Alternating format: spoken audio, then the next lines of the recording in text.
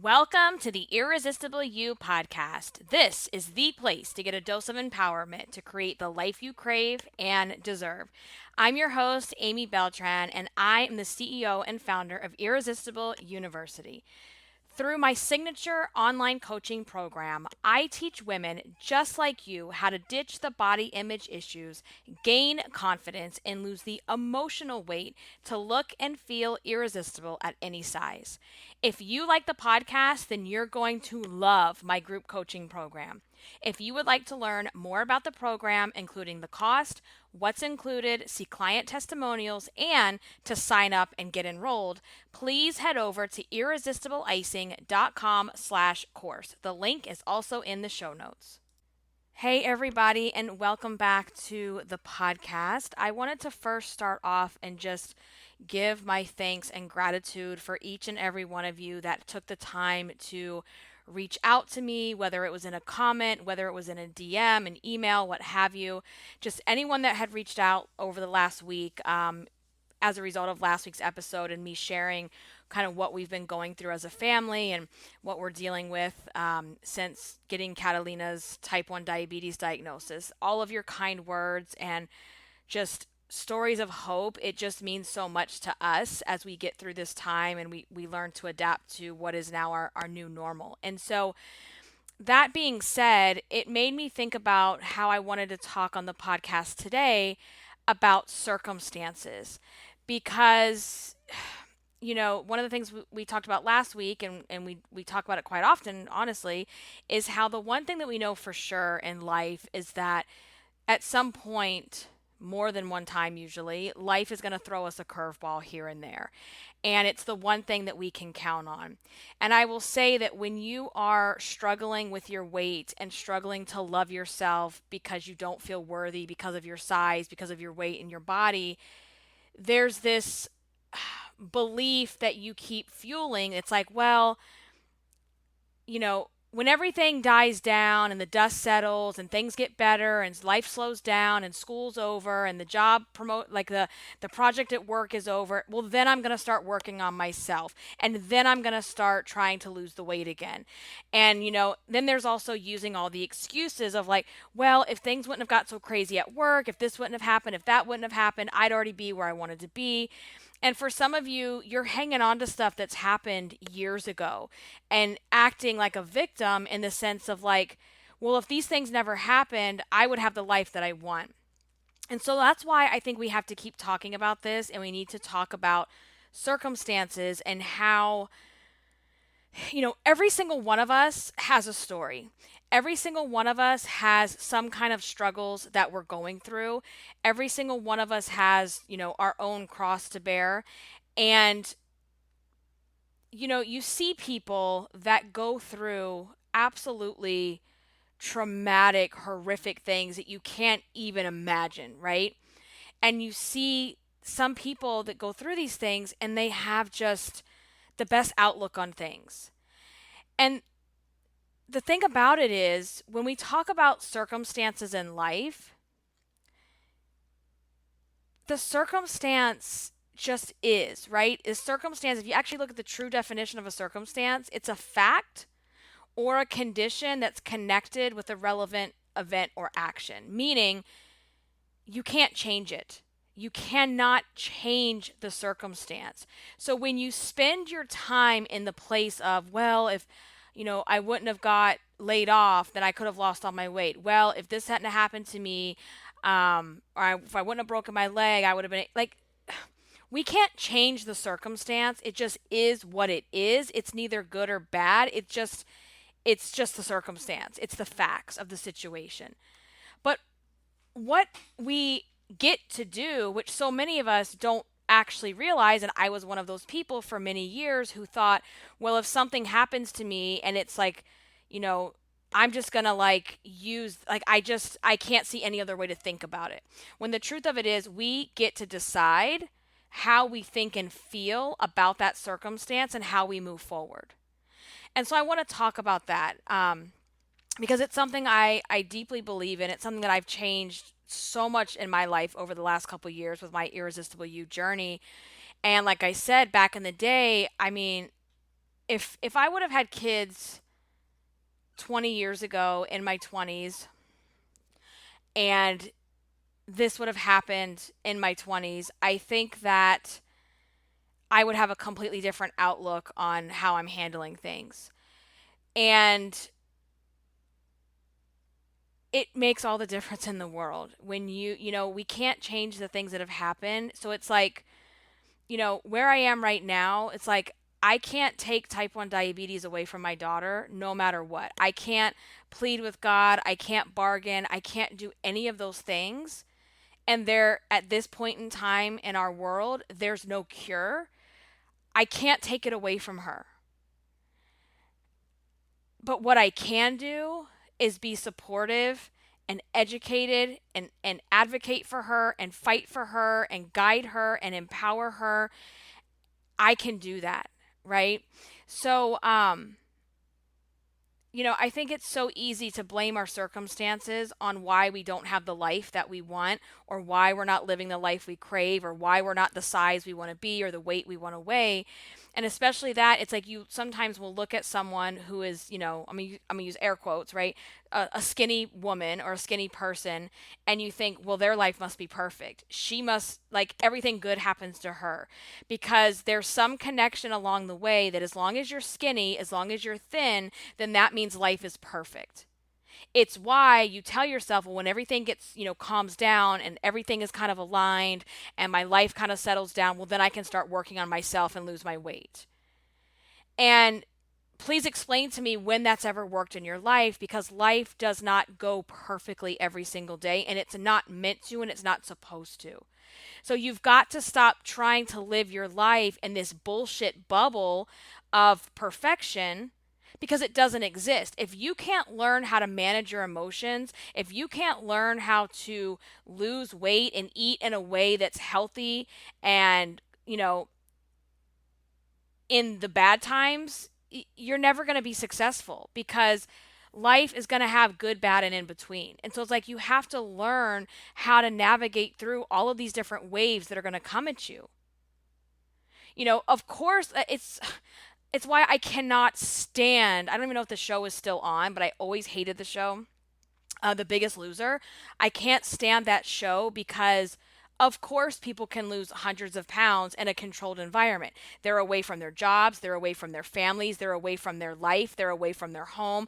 They're like disconnected from the world, and they're living literally in a weight loss bubble with personal chefs and personal trainers. And it's like anybody could lose weight in that environment. So it's like when I would see people feel inspired by that show, and I'm thinking, well, that's not really it, boo, because that's not how any of us live our life. And then we see the Biggest Loser people, they go back into reality, and guess what happens? They gain their weight back.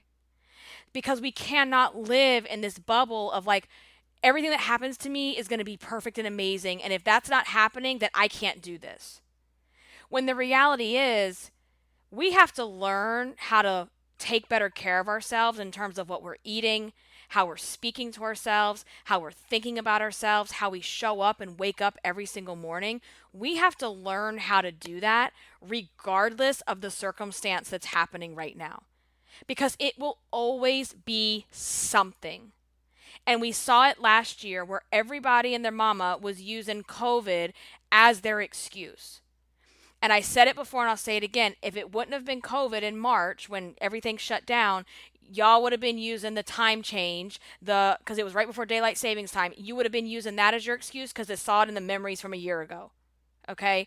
So it's like, it's always going to be something. And this really hit me the other day and like reinforced it for me, right? So Facebook was like, hey, you want to look at your memories? And I'm like, no, not really, because sometimes that's depressing. And anyway, I started looking at memories from that day. And then as I was scrolling down, which I can't believe I've all been on Facebook for like over 10 years, that is insane. And I saw, so, okay, let me back up for a second. I've been struggling lately, right? I've been struggling in terms of keeping up with life. Getting this diagnosis just a month ago. My life is already pretty busy as it is. We have oh my gosh, Javi is now 9 months old. We both work. I have my business. I have Catalina. We have Chewy. We try to have some fun in between there as well when we can. And then we throw type 1 diabetes that I knew nothing about.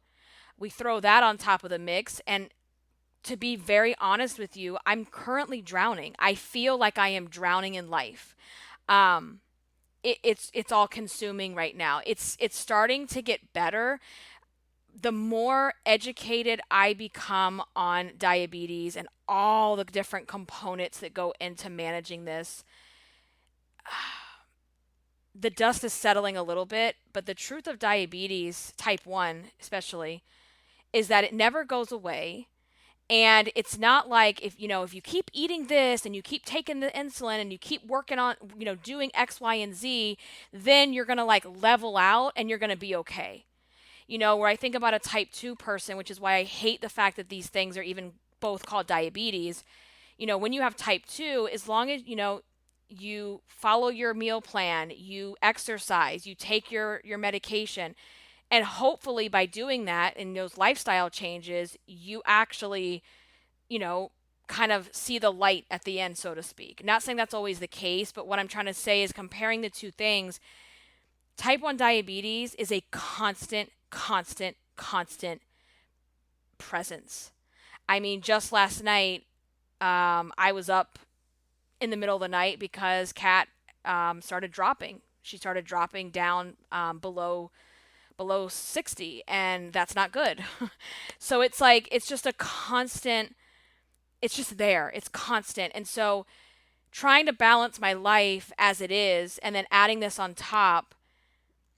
And there's so many components to it, right? It's like learning how to do the insulin, learning how to count for carbs, learning how it's just so many layers, and that's just the actions. And then if you bring in the emotional component, it's so heavy and it's so just thick, and there's so many different emotions that go into it.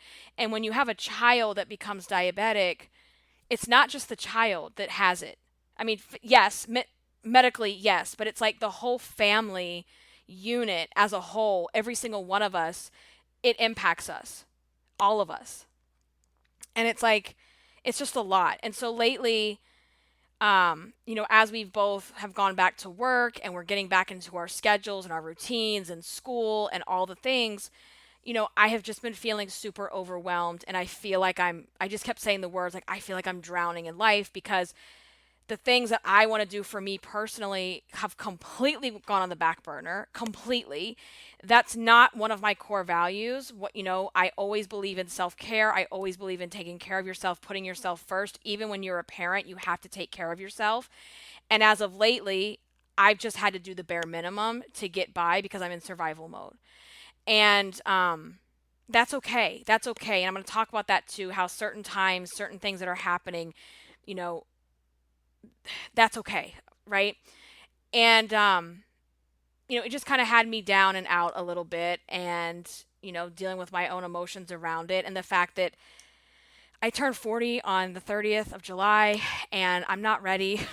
I'm not ready, guys.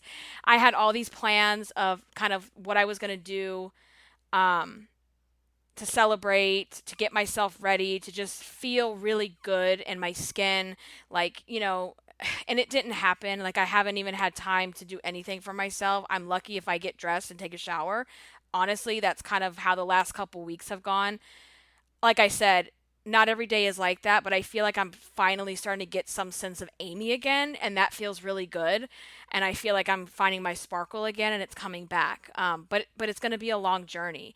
So the reason I'm sharing all of that was very long-winded, is to say that, I kept just kind of being down in my feelings about how I'm drowning, I'm overwhelmed, this is too much, how am I going to do this? It's just too much, blah, blah, blah. And when I saw that Facebook memory pop up, and as I'm scrolling backwards to 2010, what in the world? I had some dramatic, because I was looking to, my old posts were so dramatic and pity party and victim. Like, it is so, cringy to go back and see it. But one of the things I put was how I think it said something like, I feel like I only have one nostril above water. I can't keep up. I'm so overwhelmed. I feel like I'm drowning. And I'm like, okay, drama queen, there you are. Hello. So 2010 Amy was drowning and overwhelmed. And now we see 2021 Amy, and I have the exact same feelings, but for different circumstances, right? So my point in sharing that is like, there will always be some kind of circumstance. How are you going to handle it, and how are you going to choose to think about it going forward? And in 2010, I had no kids. Chewy was a puppy. I was in the when I had posted this, I think it was like around October, so it was right before the wedding. I was planning my wedding. I was working full time. I was finishing up my degree for college, and so it's like, you know, 39. I'm gonna keep saying 39 as long as possible, guys. I will not say 40 until on the 30th. Okay, but 39-year-old Amy is like, um bitch, like, what do you have to be stressed about? Like, you had no kids, you have a puppy, a job, and a wedding. But that's not the point. Stress can come from happy events, stress can come from traumatic events. So, whether you're planning a wedding and being stressed over the wedding is very valid, or whether you're stressed because you have a newborn who's not sleeping, or you're stressed because you can't find a job. All of those things are circumstances, and all of those things can feel like stress, and stress hits the body the same way regardless of the situation. So I want you to think about that in terms of your own life, how if you've always been telling yourself the same stuff, it's just the circumstances keep changing. Then it's not the circumstance, it's you. Girl, it is you. It's not the circumstance. Because if I can feel like I'm drowning and overwhelmed from planning a fucking wedding, and I still feel like I'm drowning and overwhelmed because I'm running a business, taking care of a 9-month-old, taking care of a 4-year-old that now has diabetes, taking care of Chewy, trying to have a life with my husband, well, it's not the circumstance. It's how you are choosing to react to certain things. And I'm not saying that negates the fact that it's stressful and it's overwhelming. It is. But we get to decide how we're going to move forward around that. Because if I sat around here, and let me say this, and I tell all my students this, they all know, you are allowed to have a pity party for yourself. But believe me when I say this, your pity party is not open ended. That pity party needs a start time and an end time, period. And when you get the news about something that's not pleasant, you're allowed to have that time. But the danger becomes when you stay at the pity party and you're not shutting it down. I could sit here and continuously have a pity party about why did this happen, why her, she's too young, it's taking away her innocence, she's going to have to overcome obstacles way before I thought she was going to, she's going to have to understand carbs and food when that was one thing I wanted to like protect her from, right? It's like I could sit here and just have those conversations with myself all day long and cry and be upset and be mad. And let me tell you, I do cry. I do cry. I dropped her off at school yesterday, and it's the first time she now has a CGM, which is a continuous glucose monitor. It's like this little gadget, looks like a button or something, and it goes, I have it up on her upper leg. You can put it on, it goes on the body, and it continuously reads her blood glucose, which means we don't have to prick her finger, 5 to 6 plus times a day. And it also means that we constantly know where she is because, blood sugar can rise and fall very rapidly. So this thing is just amazing. I can't even imagine, like, years ago these kind of technologies didn't exist, but I had to drop off the receiver with her teacher because we don't have it connected to she has to get, I'm going into too much detail. She has to get a phone in order for it to give me the real-time readings when I'm at home, and we're working on that right now. So anyway, I had to give the little receiver to her teacher.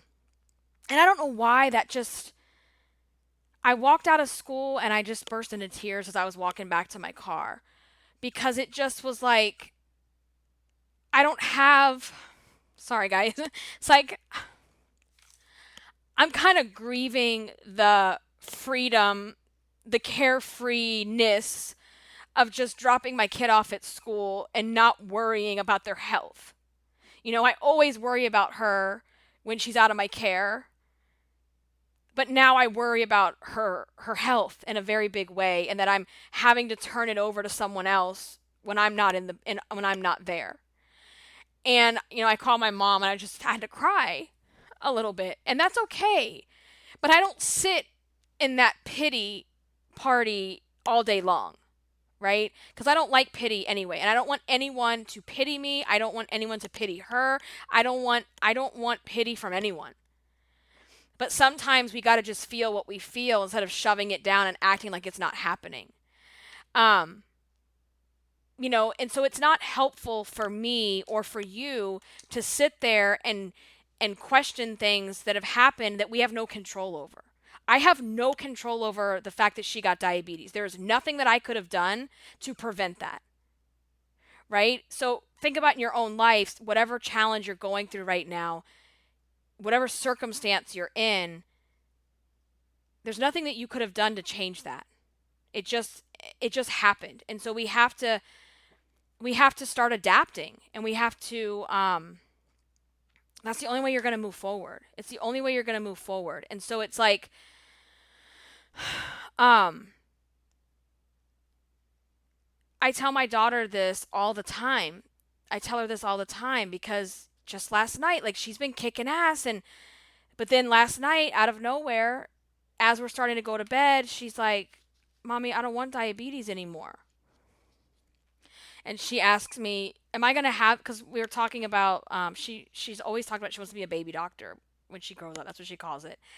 And she's like, "When I'm a grown up, though, am I still gonna have diabetes?" And I said, "Yes. This is something." And I'm very, honest with her. And I said, "Yes, this is something that you're gonna have the rest of your life." I'm not gonna sugarcoat that or hide that fact from her. She needs to know that. And I said, "This is just something you're always going to have, and you're already a rock star, and you're just rocking it out, and you're going to do amazing things with it."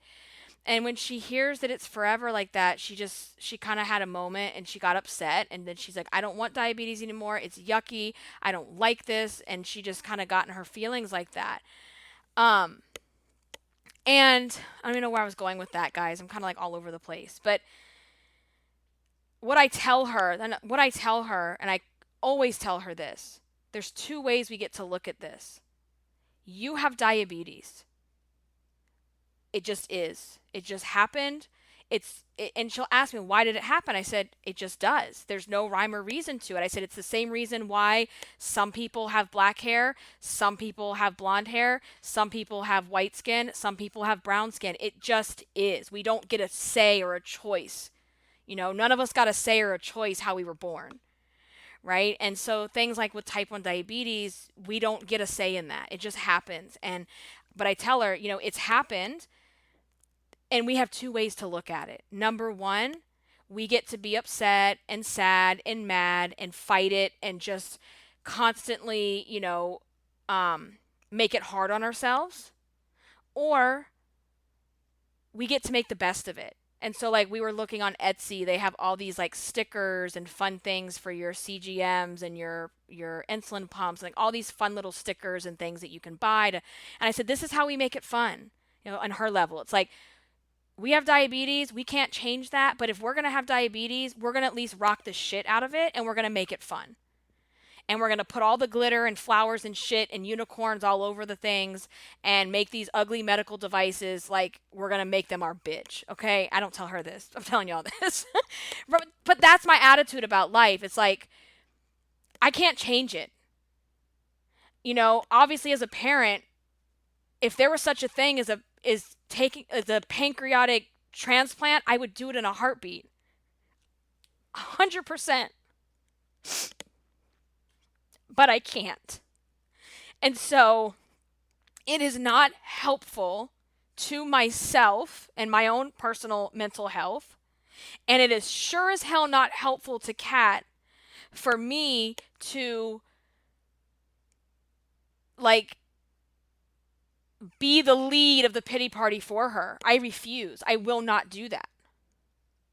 And I had to tell my mom, I was like, I'm just tired. I was like, I'm just tired on so many levels. Tired. Um, and I forget exactly how she said it, but it's like, basically because you're taking the brunt of it for her. Because I said, she's not. She's so happy and she runs into school and she's showing her teachers her Dexcom and she's just her. She's just the happiest, wants to just live life to the fullest kind of a kid. And she's like, because you're taking that on for her. I'm like, that is so true. It's so true. And it's what we do as parents and caretakers, right? But there's two ways you get to look at things in your life. It's like you're either going to let something hold you back. And I tell her, I'm like, no, girl. I'm like, diabetes is actually your superpower and you're going to use it as your superpower. Because things are either going to hold you back or propel you forward. And which one do you want it to do? I would much rather diabetes in this circumstance empower myself and my child and my family to move forward. And that is why I am constantly showing her. We go on Instagram, we look at hashtags, and I show her the new Olympian that just found out she was type 1. And I show her these amazing men and women and boys and girls that are like killing it. And it's just like, so I'm in a couple like different Facebook support groups for T1D parents.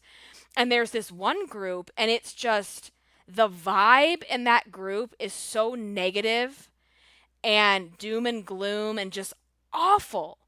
And this other group, it's so uplifting and empowering. And people in the group also still share, like, you know what? Diabetes fucking sucks, and I'm sick of it. But there's a difference there's just a different vibe in each of those things. And you get to say it sucks. You get to say you're not, you don't like the certain circumstance. It sucks. I hate this. But what am I going to do with it? It's like, have your pity party, go punch a punching bag, cry, cry, cry, cry, cry, get all the tears out of you as many times as you have to. And this is not a one and done process. I'll be good for a few days. And then it's like last night, I just had a meltdown. And that's okay because I get back up today and I start over. So it's all about how are you choosing to think and feel about it going forward? And I am someone who is just super hopeful and optimistic about the future and the fact that, right now, we're just in there's like the 100-year anniversary of the discovery of insulin. So to think back 100 years ago, if someone got diabetes, a child was diabetic, they would die. So I look at insulin as like with gratitude. I could look at insulin like, oh, this fucking sucks. I hate having to do these shots. This is awful. Well, it's like, you know what? No. Thank God for insulin because it's keeping my child not just alive, but healthy, happy, and thriving. Where 100 years ago, it was a death sentence. 40, 50 years ago, people had to boil their glass syringes in between injections. Now we have disposable injections. We also, we have insulin pens, which is like this little teeny tiny disposable needle. And we have pumps.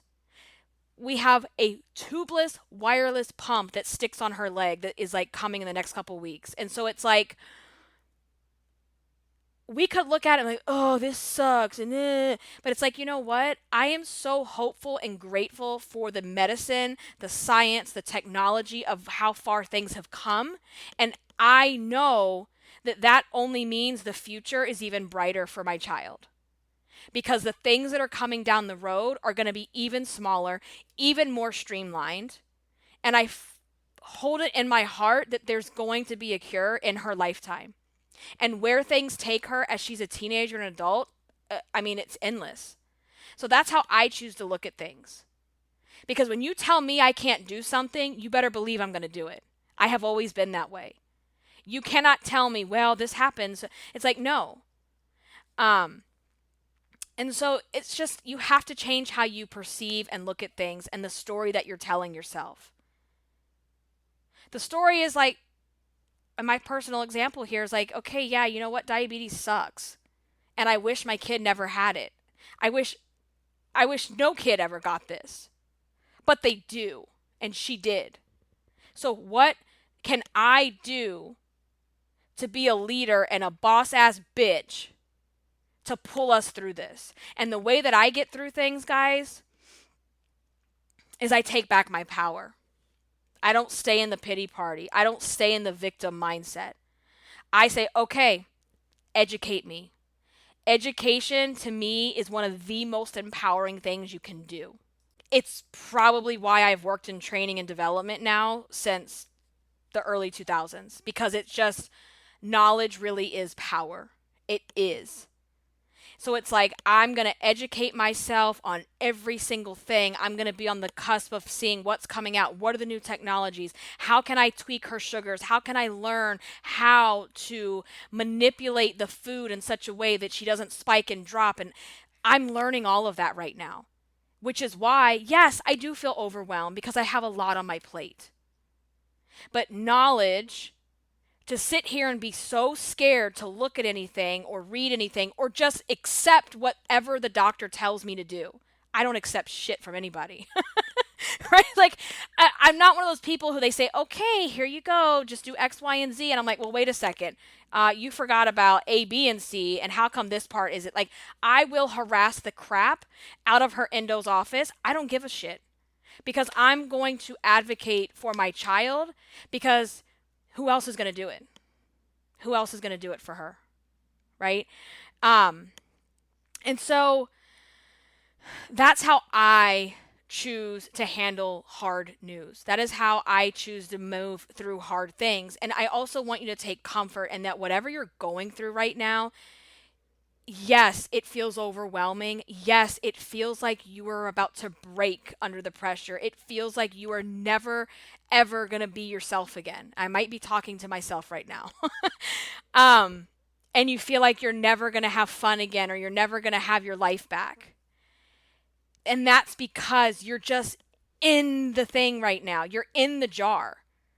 And the jar is like spinning around and there's water coming at you and you're filling it up with soap and water. I don't know why I'm saying it. That's a stupid analogy. But like, you're in the jar right now. And one day, it's not going to feel overwhelming like this.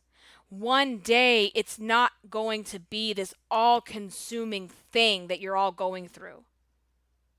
And that's how I think about diabetes. And that's why Frank and I, we constantly sit down at the end of the day and we do our gratitude and we talk about what's good. Look how far we've come. So here I am yesterday crying about having to give the teacher her Dexcom receiver, which is her glucose monitor, so she can text me her numbers throughout the day. Here I am crying that I have to do that, where a couple weeks ago, I'm sending my kid to school hoping her blood sugars are stable all day. And now I have this amazing piece of technology that can track her sugar 24 hours a day without ever poking her. She gets one poke every 10 days. That is amazing. But do you see how I could look at that as like, oh my God, like she's always going to have to do this and it's so hard and she's going to have to bring this stuff to school. And it's like, yeah, she does. And I had my moment. I have to have that moment sometimes. But then it's like, you know what? We're now upset about a solution that we were praying for a few weeks ago. When we were having to hold her down like the exorcist just to get a finger prick and hear her scream and kick and cry and like a rage from her I had never seen before, because why would I? She's 4. She's had a perfect life. She's had nothing. Like, the worst pain she's probably ever felt was when I brush her hair and it's knotted up. I mean, like seriously, right? When we went from that to she's running to school, so happy, so excited, even showing her teacher her Dexcom and being proud of herself. That's what we celebrate. That's what we choose to focus on, because I can't change the diagnosis. I can't change the circumstance. I can change how we show up. I can change the way I speak to her, the way I speak about it with her. I can change, you know, fighting and advocating to get the technologies that are going to make this easier for her. I can do all of that. Right? And it's also like the other night, so the glucose monitor, the CGM that's now on her body, right? This thing is constantly watching 24 hours a day. It's checking your glucose, your sugar. And I was warned in some of the forums and Facebook groups that when you get this, you're going to feel overwhelmed because you're going to start seeing numbers that you weren't seeing before because you weren't checking it at those times. And that was so true. So, for example, the first night that she had it, she had a low. And I had never seen her have a low except when we were in the hospital. Um, and that was scary. I had to wake her up, had to give her some juice and do all the things. And it happened again last night. She started dropping a little bit. So she actually had woken up on her own to use the bathroom. And so I had to give her a little bit of juice to bring her back up so I could feel comfortable with her going to sleep. Same thing going to school yesterday. Then she has a spike where she goes like way over 300. And I'm like, oh my gosh. And so it's like seeing those numbers, because we really haven't seen drastic spikes and lows so far. Thank God, knock on wood. That was kind of jarring and shocking and scary all at the same time. And so I could look at that and say, oh my God, this is so scary. What is happening? Why is this? But it's like, you know what? This is data. This is information, because now we have a tool. We have a tool for her that is giving us this data so that we can start to figure out, okay, you know what? Yesterday, you know why she spiked? She spiked because she had that banana with breakfast. And we know now that when you have the banana for her body, it spikes her sugar faster. Because everybody's different, right? And so that's how I'm going to look at it. It's like, this is data for us to now be able to make better decisions so that down the road, when we really get a grasp on this, like fully, it doesn't feel overwhelming. We just know, okay, you're about to do this. Let's save the banana for later. Or if you want to have the banana, I'm going to have to raise your insulin just a little bit more. Or you know what, for bed, let's make sure you have this peanut butter snack or whatever so that you don't go too low overnight. It is data, it is information. That's it. So instead of getting paralyzed and scared by seeing the certain numbers, it's like, okay, this is actually helping us to make better informed decisions about her diabetes and her insulin and her treatment plan. And as time goes on, I mean, it's just going to be bing, bing. It's just going to be, I don't want to say it's always going to be easy, because it's not easy, but it becomes less overwhelming. It becomes less of a presence in the everyday life. It's always there, but I think I said last week, it's like it starts to goes from like the front seat passenger to like riding in the back and maybe eventually in the trunk, rattling around a little bit here and there. So whatever you have in your life, it's like, can you look at your circumstance objectively and just list out the facts? What is the data? What is the facts? Because sometimes when we do that, it shows that our reaction or the way we're thinking about something is not going to be helpful to us. Feel what you need to feel and then come up with a plan. That's how I look at things. Have your pity party, but then have an end time and clean that shit up and then have a plan. What are you going to do tomorrow? How are you going to change this? Not the circumstance. How are you going to change your reaction, how you're handling it? And just give yourself grace that if you're going through a hard time right now, whatever it may be, that it's okay to feel tired. It's okay to feel stressed. It's okay to feel the overwhelm. That's okay. If you didn't feel those things, you wouldn't be a normal human being. You would probably be a psychopath that's not capable of feeling anything. But you're not. So give yourself that grace. And as we come back to like weight loss and self-love, there's never a perfect time, guys. There's never a perfect time to say, I'm going to actually start changing my life. I'm going to change my life when things slow down. I mean, think about that. Like my example, if I'm saying that I'm drowning in 2010 and I really don't have hardcore stress going on, and I say I'm drowning in 2021 with the situation that you guys know about, it's not the circumstances, it's how you are reacting to them and how you're dealing with them. So that needs to feel empowering because that is a choice. It is a choice in how you decide that you're going to move forward. How are you going to use your circumstance to hold you back?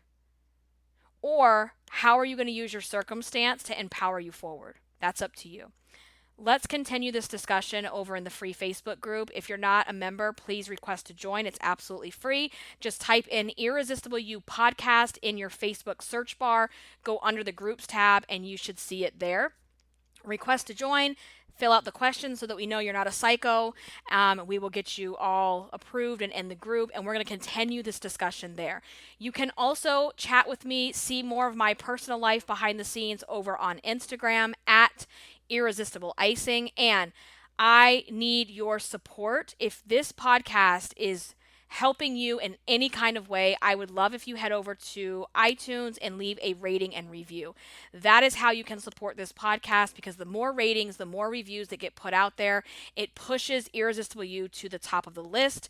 And I would love to get pushed more to the top of the list because I want other women to find our community. More women need to hear what it means to lose emotional weight, because all of this stuff is going to change your life. It's going to change your life. You know, we talk about weight is not just a vanity issue. It's the meaning that you've attached to it. That's the emotional weight. All the feelings, all the emotions, all the thoughts, all the things that you have attached to what it means to be overweight, what it means to not love your body. That's the stuff we have to work on. That's what we have to work on. So thank you so much for listening. I love you guys. I will catch you in the next one. I'll see you on social media. Until then, stay irresistible. Bye, guys.